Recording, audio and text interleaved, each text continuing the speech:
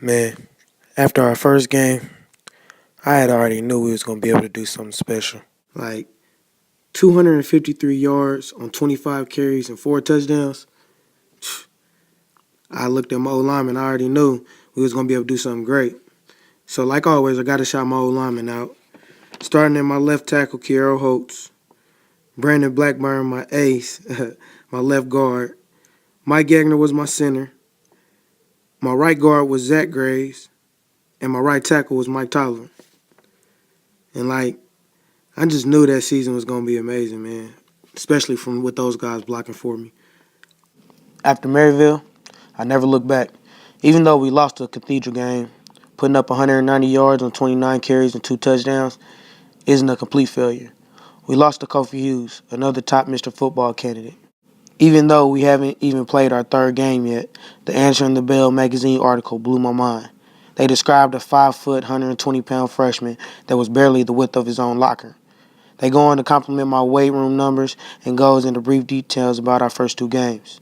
Coach Hart is quoted saying, "If Shakir isn't the strongest guy on our team, he is pound for pound." This article is one of my favorites because they gave each of my old linemen an individual shout out like I asked. They even said something about my fullback, Jamal Bolton. They ended the article by saying, "Stature-wise, Shakir Bell may never be the big man on campus. In terms of heart, however, he may wind up owning 2 campuses, the one on Indianapolis' east side and wherever comes next." After putting up 199 yards and 2 touchdowns against Lawrence North, I was hungrier than ever. Even though my nerves were on 10 because I had missed the majority of practice that week because of my mom being in the hospital, I truly believe her checking herself out and making sure she didn't miss one of my games made me run that much harder. I love you, Mama. Next was Ben Davis. I ended up with 179 yards on 33 carries and 2 touchdowns. We won in overtime, and it wasn't my best performance, but I outrushed Philip Dudley, the same Philip Dudley that was ranked ahead of me at the beginning of the year. I also won MVP of the game, and eventually I got put into the Rivalry Series Hall of Fame for it. The win is going to stick on my mind forever.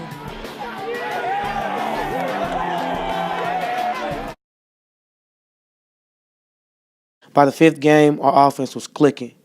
I had rushed for 219 yards on 16 carries and 4 touchdowns.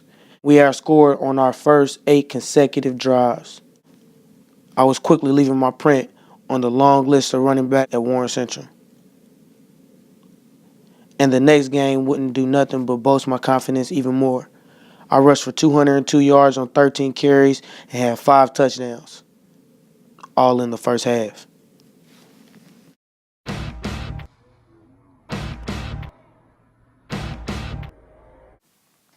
The first Karma game was a nightmare for our offense. Between me and Derek, we had 6 turnovers. I ended the game with 241 yards on 38 carries and 2 touchdowns. And even though those numbers might sound good, that all came in the second half at a desperation time.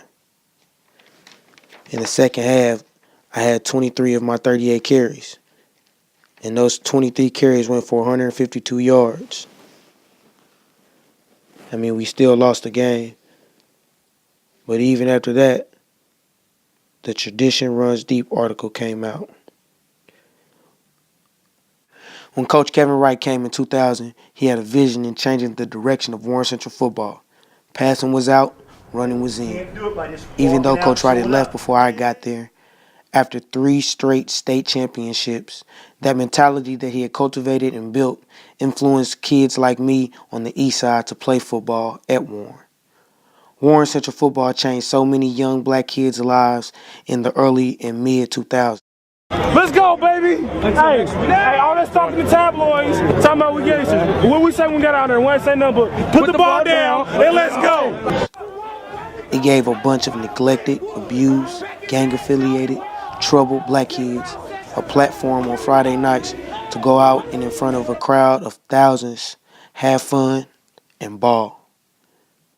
It gave us all hope that if we believed and balled out, we can make it out of the future that Post Road has set up for us. You go hard, you win, you ball, you get a scholarship. Simple. Through 7 games, Bell had rushed for an eye-popping 1,510 yards and 20 touchdowns against the state's toughest schedule. Darren Evans had ran for 2,806 yards and 61 touchdowns his senior year. Jewell had ran for 2,095 yards and 27 touchdowns his senior year. Eric and Cheese had combined for over 3,000 yards and 37 touchdowns. He gets from 0 to 10 in a hurry, Hart said. His top-end speed maybe doesn't make him look like an All-American when he does clinics or camps, but he's very quick and very strong. He transfers strength to explosiveness. There's no test for that. Either you got it or you don't. I rushed for 149 yards on 25 carries and 3 touchdowns in a mud bowl against Terre Haute South. But I think one of my biggest statement games came against Center Grove.